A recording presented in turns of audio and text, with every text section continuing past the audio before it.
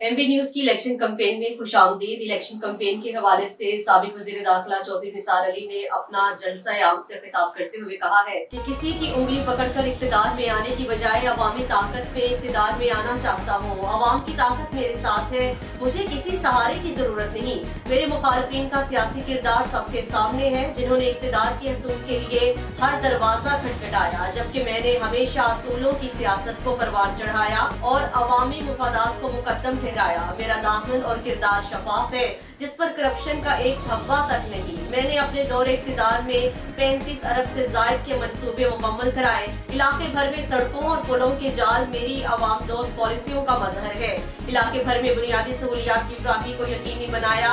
अगर आपने साथ दिया तो इस इलाके की तमीर और तरक्की में पहले की तरह इस बार भी अपना मिसाली किरदार अदा करूंगा। उन्होंने मजीद कहा, हल्का PP 12 ज़िशान सदीक बट की मेरे साथ पैनल में शामिल होने से हमारा धड़ा मजबूत हुआ है। जितने वोट कौमी असम्बली पर मुझे पड़ने हैं, इतने सूबाई असम्बली में अबाबील के निशान पर मोहर लगाकर ज़िशान सदीक बट को भी कामयाबी से हमकनार कराना है, ताकि तमीर और तरक्की के सफर को दोबारा शुरू किया जा सके।